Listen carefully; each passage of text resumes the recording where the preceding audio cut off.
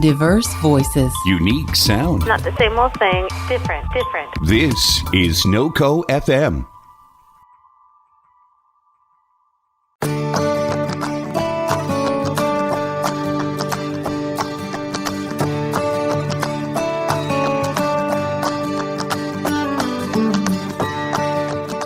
Hi, and welcome to Connecting a Better World, where we spend time meeting some of the most incredible human beings who make this world a better place. We will learn how each individual took their ideas, mission, and purpose to create and serve others in business and organizations that surround social good, social entrepreneurship, and social impact, and find out how we, together, can further connect others to help. I am your host, Dr. Natalie Phillips. Today, I will be talking with Dantiel Daniels, former Colorado State men's basketball player and professional player in Finland, Uruguay, and China, and is now an inspirational athletic coach. He takes time to share with me about TielTalk, his podcast dedicated to highlight and have an open conversation about current events surrounding African American culture. Bootstrapping and funding on his own, Tiel is also forming a nonprofit organization to provide opportunities and support for disadvantaged youth, teens, and adults. He is currently writing a book titled Man on a Mission, which is a motivational book about adversity that he has had to overcome in his life and the importance of giving back. All right, so I'm going to welcome Dantiel Daniels to the show. Welcome to the show, Dantiel. Thank you for having me. I'm excited. Yeah. So we've known each other just because my husband had worked with you as well as was your strength coach, which is super, interesting and fun. Yep. But I'm excited because after all of this, you've really become somebody and you're really trying to impact the world. So I'm super excited. But I want to kind of stop and start at the beginning.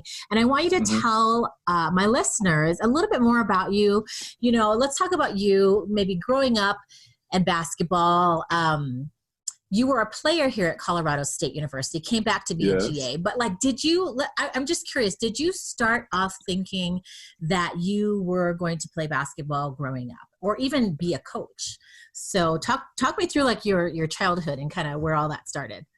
Oh, definitely not. So I grew up kind of rough, very rough, actually.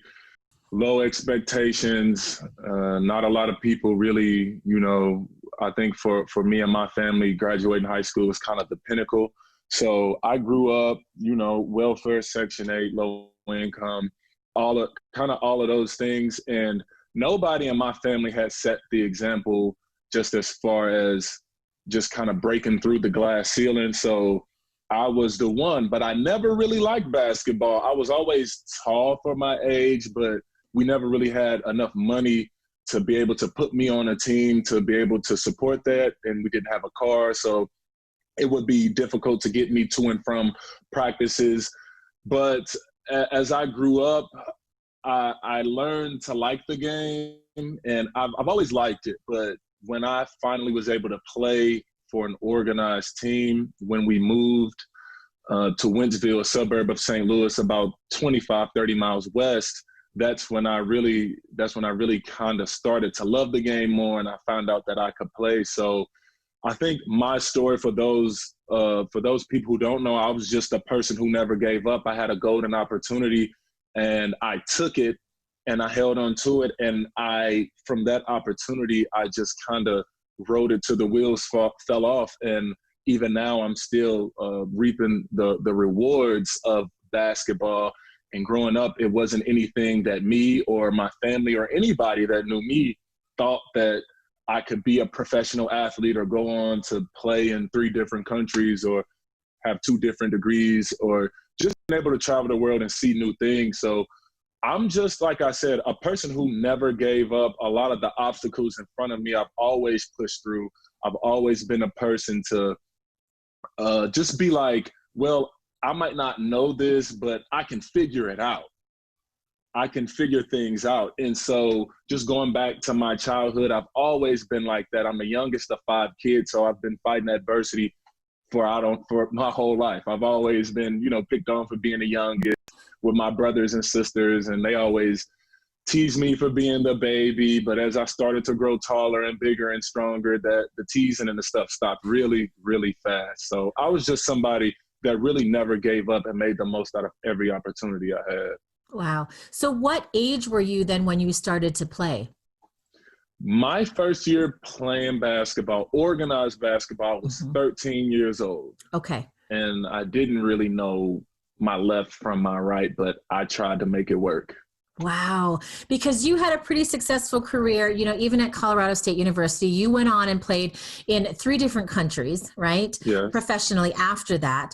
And let's talk about your degree. When you were in college and you got your degree, because you came back and you were a graduate assistant. So what made you feel like you wanted to come back to this world and actually kind of be a coach? Because you were able to bring people from, that were graduating, were playing after you through this process that you went through. So what made you feel like you wanted to come back? So basically what it was, after my rookie year in Silo, Finland, shout out to the Vilpis, the Vikings. I played over there, loved the organization. There was something telling me, and it's weird because I think it was just fate. Something was telling me, hey, I think the universe and God just has something bigger for me, and I couldn't quite put my finger on it, and I was kind of scratching the surface, but I was like, you want to know what? This basketball will be here, which it was. In my mind, I was like, let me try to level up, because my bachelor's, I got it with liberal arts with a minor in media studies, and I'm glad to have that. But I just kind of seen a golden opportunity, and I reached out to Larry Eustace, who was the coach at the time, and he took me on as a graduate assistant with no hesitation.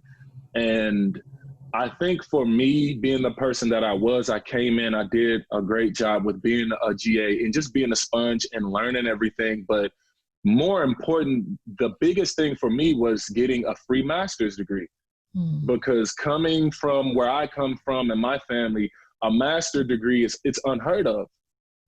So I was looking at it more of an opportunity to really help my education and just help me overall, my resume, and just reach new heights. So as far as my family, I'm in uncharted territory right now with my nieces watching me, my nephews watching me, even the older people. So I want to continue to set an example and let them know, hey, even though we come from poverty and violence and drugs and all of the bad things, let that be motivation instead of don't let it be a handicap or a crutch. Let it be something that motivates you and fuels you to do something better. And that's what I did. And I enjoyed my time at Colorado State. Hence why I came back. I love Fort Collins, and it is just a beautiful place to live. Yeah. And then you went back and played a few more years, right? Yeah. And because you said basketball was still there. And then now, I mean, you're back in the U.S. I think your last stop was China. So you had to leave ultimately with everything going on. But you're building stuff now. So when you went back to be a professional player, was something already building up inside of you, knowing that you had to give back in some way? And, whether it was the coronavirus that grounded you or not, I mean, was there something that you just felt like that urge or that, need to give back even further than just coaching? Definitely. I've always been a person to give back, and my motto was kind of, if I can't give back monetary things, I can give back the knowledge that I have, which is priceless. So I go back after being a graduate assistant for Colorado State, and my next stop is Montevideo, Uruguay.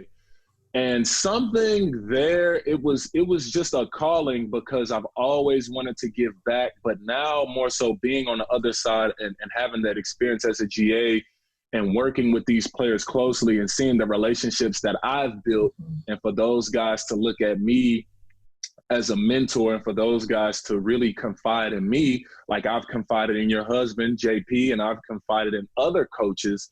That meant a lot, and that sparked something in me to actually start to do a little more research on non-organization programs and just doing more. Me going back to my high school and talking to those guys, they look at me as somebody who's just achieved and achieved and achieved. And for me to actually be back and give them knowledge, they really enjoy it. And I love coaching. I definitely love it. But I think the nonprofit organization is something that I can just take a lot of pride in, because it's giving back to a community similar to the community that I grew up in and other countless communities who don't have opportunities. And that is something that I really love. And I've already just started giving back, maybe not monetary, but volunteering my time, going to homeless shelters, donating old clothes, because I know how it was being young and my mom couldn't afford to put big shoes on my big feet.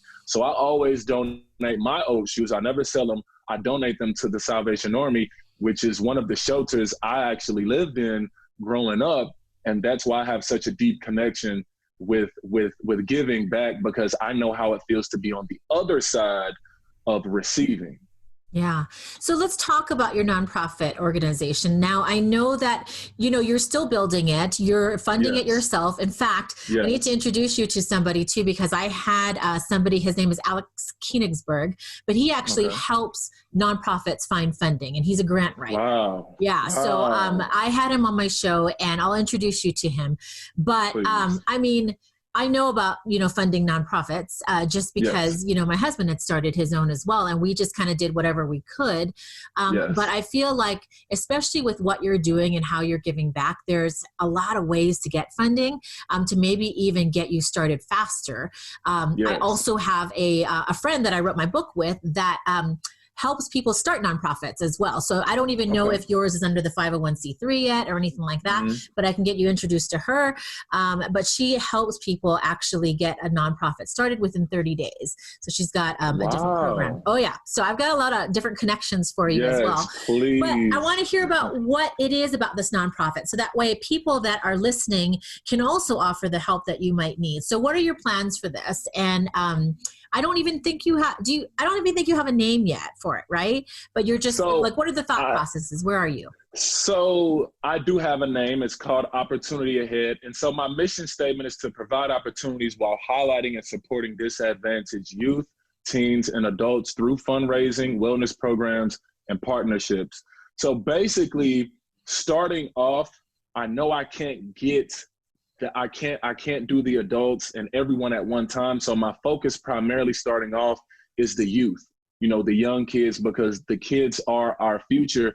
And basically what I want to do is to provide, of course, sports, basketball, but just because sports was my escape, everyone isn't, blessed with God-given abilities like I had. So everyone has their own thing. And I didn't know I was good at basketball until I actually was in a position to do better and to actually explore and work. So just because this was my calling, it doesn't mean it's everyone else's. So I want to provide, ultimately, my vision is to have things, whether it's in art, whether it's in music, whether it's in dance, whether it's in technology, because I think so many times, especially more so in the Black community, we put a basketball in our kids' hands, or we tell them that basketball or being a rapper or being an entertainer is the only way out, when in reality, we have great people who could be great engineers or scientists, and they don't have the opportunities to actually explore those options.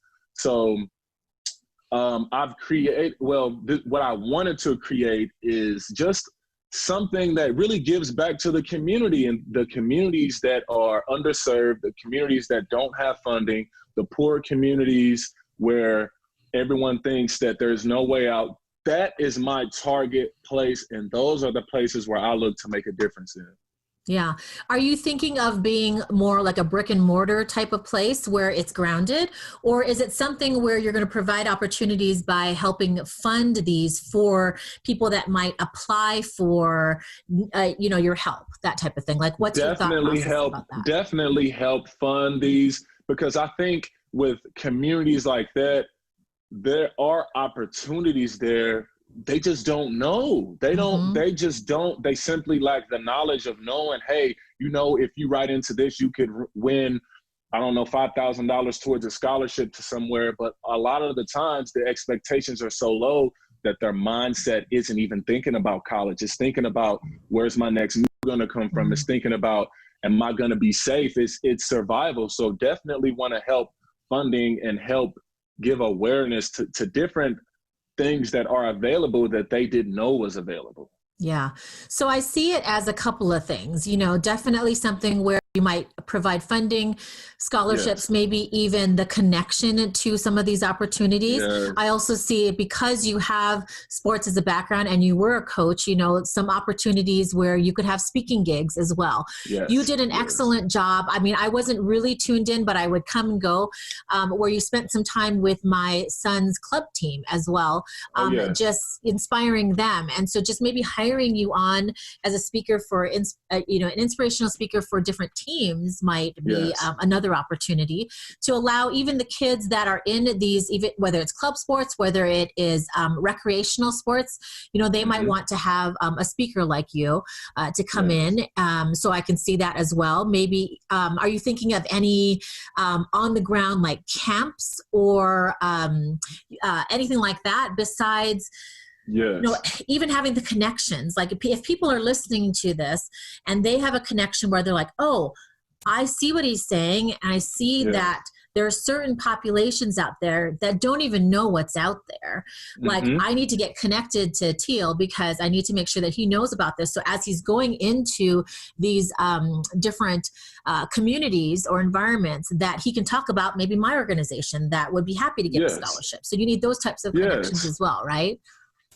Okay. Definitely. Yeah. So there's kind of a lot, to be done here. But it's one step at a time too. But I can see a lot of possibilities and a lot of help that you'll need as well. Yes, definitely. I've already brainstormed just some activities that I could just kind of start off with, even just funding my own money, just having back to school giveaways with school supplies. I mean, obviously because of COVID, it wouldn't be as successful, but looking ahead, my plan was to have back to school drives where we feed the kids, we give them free haircuts. I can train them with basketball. One of my best friends, he's connected through dance, so we could actually have something set up for dance for the boys or the girls. Just a bunch of different organizations and a bunch of different things to come together just to help. I know I grew up with that. We qualified for every government assistant program that there was. And we would go to things like this where they were giving us free food. Santa Claus would come to our house for Christmas. So I'm thinking along the lines of that. And also me and my sister were having a conversation. I was going to have something called sweats to suits. Now, sweats, being an athlete, we're always in sweats. We're comfortable with that. But this was going to be something that would help etiquette for young men and women, whether it was interviewing for a job or just learning how to tie a tie, because I didn't learn how to tie a tie until I became the graduate assistant, and I had to learn. And I didn't want anyone teaching me because I had so much pride. So I got on YouTube and I taught myself.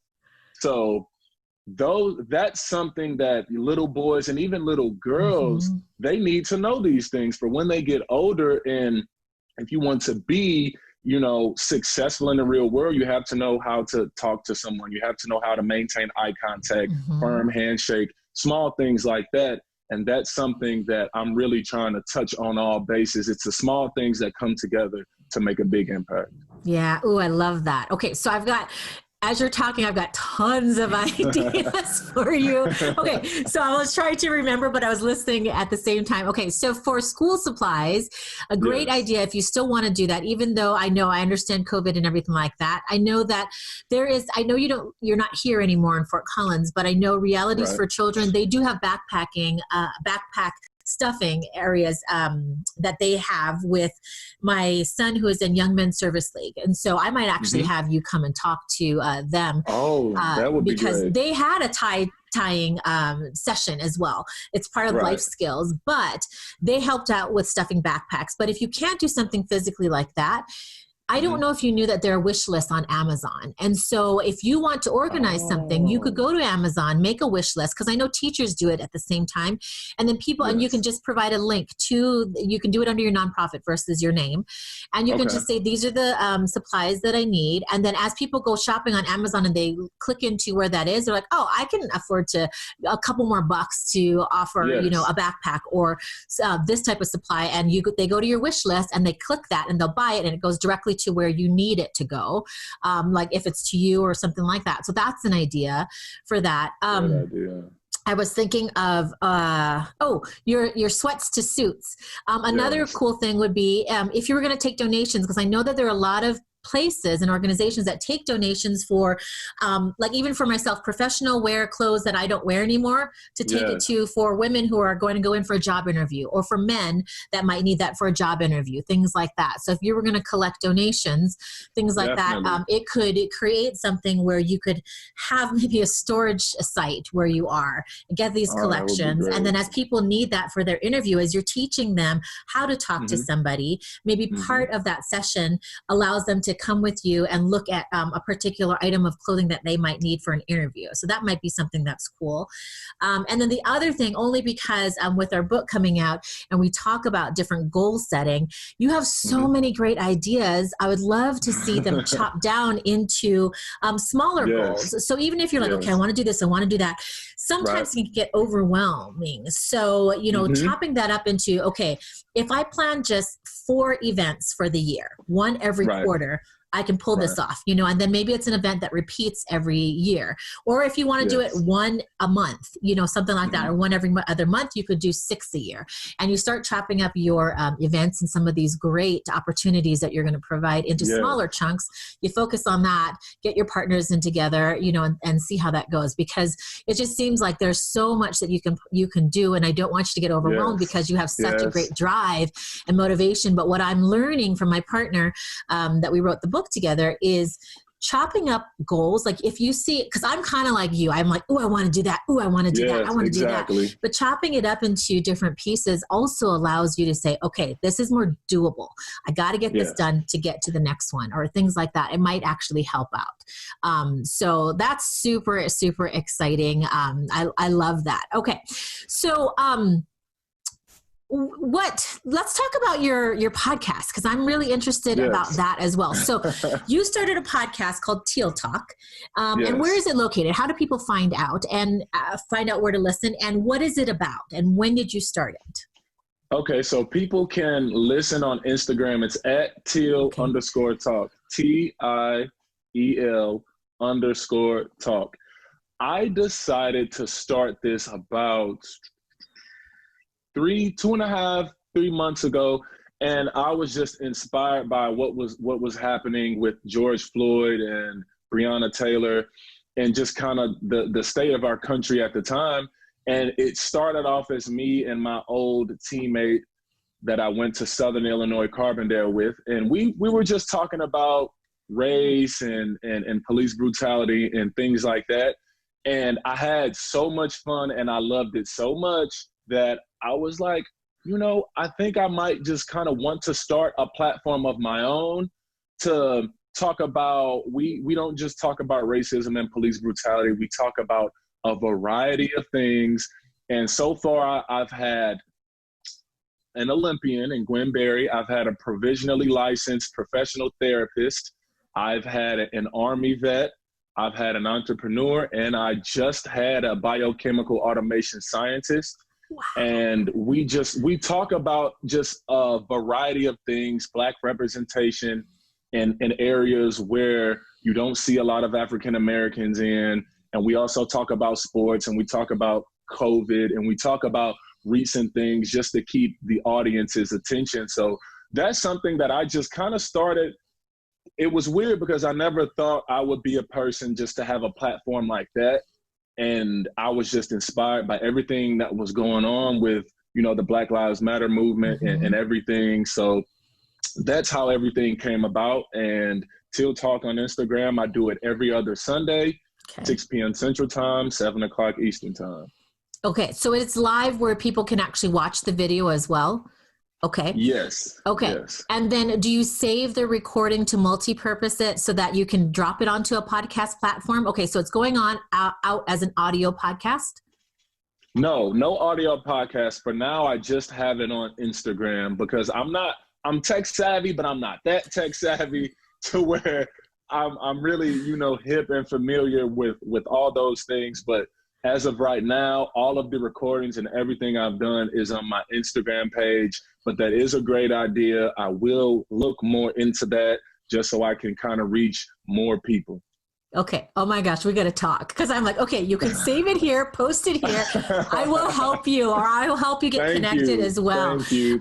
Because it sounds like an amazing platform and opportunity as well. But yeah, I want to help you get it out to more people. So after we're done, I'll tell you a couple of different things as well. I might have to make a note so that I don't forget to talk to you about it when we're done. But yeah, I can definitely help you figure out how to save it. I am not tech savvy, but I'm getting there. And it gets easier and easier. And there's a lot more people out there that know things too, because we're all having to do this, right?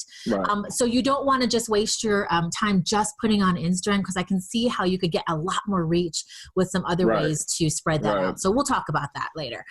So what other types of guests would you need? Like people that are listening in, you had kind of a plethora of different types of guests. So what kinds of guests are you thinking about? Because I also have some people that I might be able to send your way. So basically what I want to have is I want to have people that come on the show who is, whether you're a unicorn, I would like to call them, whether you're African American and you're in a field that's predominantly white or predominantly something other than that.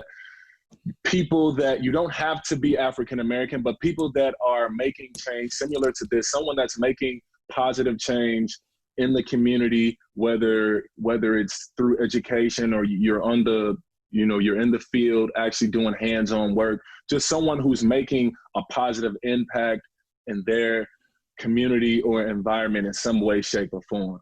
Okay. Seems like there's a lot of people out there. So people that are listening, I want you to reach out to Tiel too, because I think that kind of spreading your mission as well as being inspired or learning about what he's doing too can definitely push everybody out more.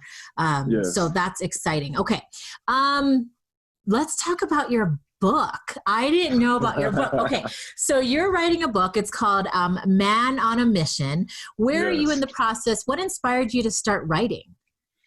So actually, my barber inspired me to start writing because he's known me ever since I was 15 years old. He's been cutting my hair. He gave me a haircut today because I wanted to look nice. Can't come on a platform looking, scraggly. So he actually told me, he was like, yeah, your story is very inspirational. You should write a book. And he planted a seed when he said that. And ever since then, I've got online and I've kind of it was intimidating at first. But like you said, now that I'm chopping everything up, every day I usually write. And whether it's just a note to put something in there or it's going towards a chapter, I've completed 2 chapters so far. And I feel like my story and everything that I've been through, the person who I am, I've had so many great people pour so much into me, whether it was financially or emotionally or just giving support, making a post on Facebook saying, way to go, Tiel, we're proud. I feel like my story is a great one. And I'm doing all of these other things, but I'm also doing this. And writing a book is just something that it'll just break the mold for me because, like I said, in my family, expectations are low, and I'm raising a bar, and I don't want to get content. And the writing process has been stressful because it's my first time. I've reached out to people who've written books before, and they've told me, hey, take it easy. Rome wasn't built in a day. You just have to set small goals and just kind of keep doing what I've been doing. And so basically it's just a motivational book for those who think that the situation they're in or the environment around them, that they have to be a product of that they can be so much more and they can be so much bigger than what society or anyone else has placed on them. And they can kind of break free from that box that everyone puts them in and just achieve great things. Mm-hmm. Yeah, I love that too. I'm excited. Okay, so I have to ask, because you go back and mention your family, like your mom. Your mom was a really good supporter of Yes, you. Like, what does yes, she think of definitely. all of this? Does she get it? Is she kind of like, there goes my teal, things like that? Like, when you talk to her, is she like, oh my gosh, that's another thing? Is she excited? Like, what's her feeling? She is so proud. She is just bursting with she's proud. She's just a mother who we had it rough. Even though we had it rough, we always had enough, to quote Mhm. Tupac. That was our thing. And our thing was we're homeless, not hopeless. That was her saying for us I like when that. we were going through the things that we went through. And so she always held out hope. And for every game, she's always the loudest. Every time I do something, she's the first one posting. She'll even beat me to it. And she's just bursting with pride. And I love it because I try to make her proud with the things that I do. And I try to make my family proud with the things that I do and the man I am and just how I conduct myself on a daily basis. My mom is just, she's so proud. And she supported me because at one point in time, when I first started playing basketball, I was complaining about how hard it was. And at one point in time, my coaches would drive out to our house and I would hide because I didn't want to practice. And she was the one that pushed me because she seen the potential in me that I didn't see in myself. And I think she just deserves the utmost respect for me because she pushed me. She kept me motivated. She even tried to persuade me, hey, listen, she even wrote a contract out because she seen I was pulling away.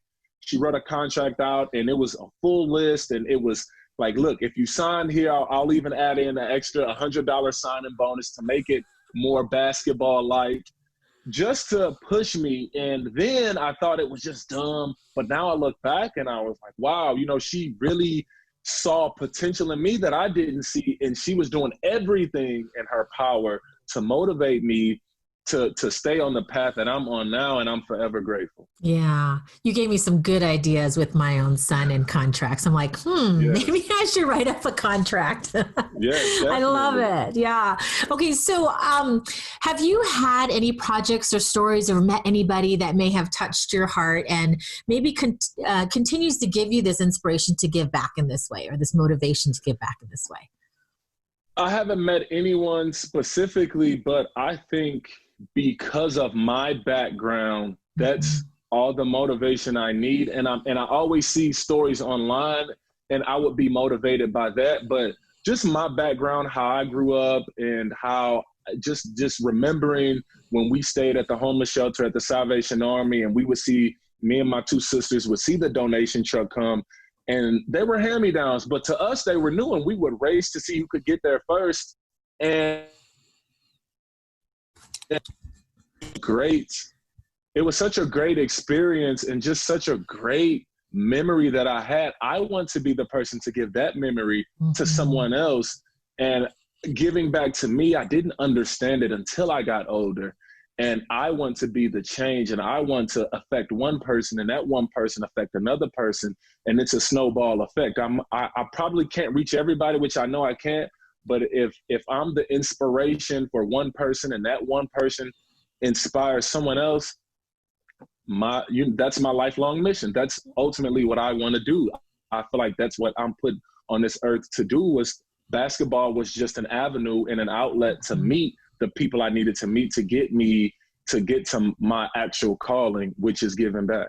Yeah. And I think you speak from a lot of people who are walking down the same road and same journey is the thought process of it doesn't matter how much I reach, how many people I reach right now. If I can just reach one person, then it's worth it, And I think a lot of people have those same types of hearts and beliefs that it might have this butterfly effect or this ripple effect, down the line. But if you just are true to yourself and continue to give back in this way, and reach that one person, then it's going to continue to multiply. So I think you are definitely on the right path. I don't want to assume this, but for people that are listening and are learning about what you do, is there any way that, or any things that you can think of right away that might need some help from other people or some connections that you might need? Definitely. I need more connections with people who have experience with nonprofit organizations and people who know the ins and outs more than I do, because I have a vision and I have a great vision and I have the drive, but I want to do it right. So far I've got the name. I just wanted to cover all the bases, my mission statement, the people who's gonna actually be a part of it. I've covered that much already, but kind of move forward when it gets to the paperwork. I need someone that has been there, has done that. They know how to fill it out the correct way, so we don't have to keep paying these fees because they can get expensive. Yeah. And those are the people that I need connections with. And, if you could kind of shoot me a number, email, text message, Instagram handle, anything, that would be greatly appreciated. Yeah. Well, I can do that for you because I've already got people that I can get you connected. And if anybody else has anything else, even if you want to get involved with what Tiel is doing or be on his podcast as well, then, please feel free to reach out. We'll have everything in the show notes to reach out to you and your contact information. So it'll be easy to find you. And one last question I want to ask you too is you shared a lot of different insights, but what might be one piece of advice that you can share with my listeners about just making the world a better place and really embracing who you are, but then taking that and making an impact in the world? What's some great advice? So I think I would say that the world we live in and the times that we're in right now, with it being 2020, I think it's so important to give back, because so many times a lot of people might look at their childhood and they might say, well, no one gave back to me. Now, whether they gave back and you were too young to realize that's what was going on, or they didn't, either way, you could break the mold, you can break the cycle, and you could be the person who could ultimately help a lot of people. Because I think a lot of people are mistaken in the sense, well, I'm just one person, what can I do? You can do a lot. If you're really motivated, you have the drive, and there's no better feeling of giving back without wanting anything in return. That is giving back in its most purest form, because there's nothing better, because I always say it's a blessing to be a blessing.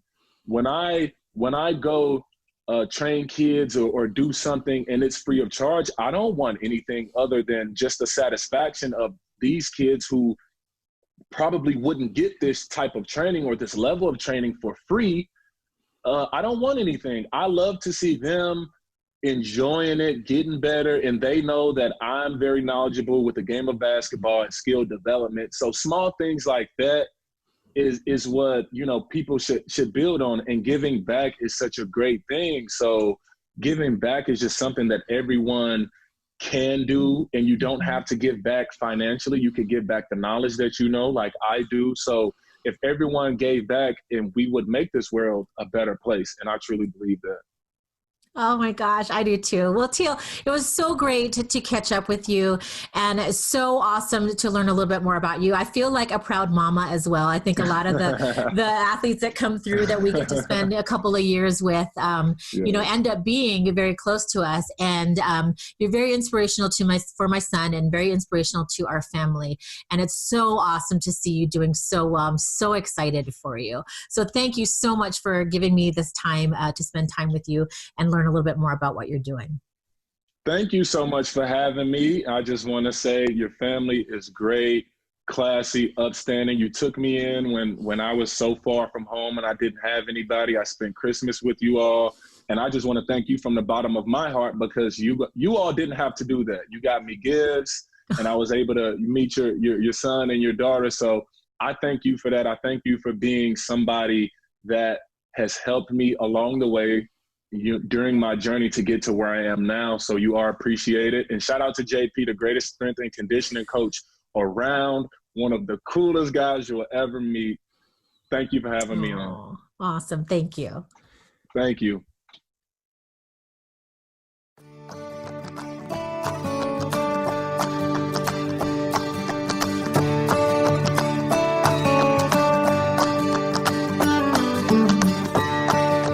Thank you so much for tuning in to Connecting a Better World, and thank you, NoCo FM, for supporting this show. If you haven't heard, NoCo FM is dedicated to bring diverse voices and spotlighting a unique culture to Fort Collins and beyond. For more information, please visit www.noco.fm.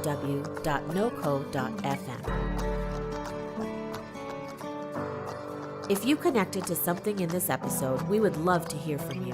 Our contact info will be listed in the show notes, as well as you can reach us on our social media channels. Please feel free to share our podcast with your friends and loved ones. For more shows, please tune in to noco.fm online. This has been a production of NoCo FM.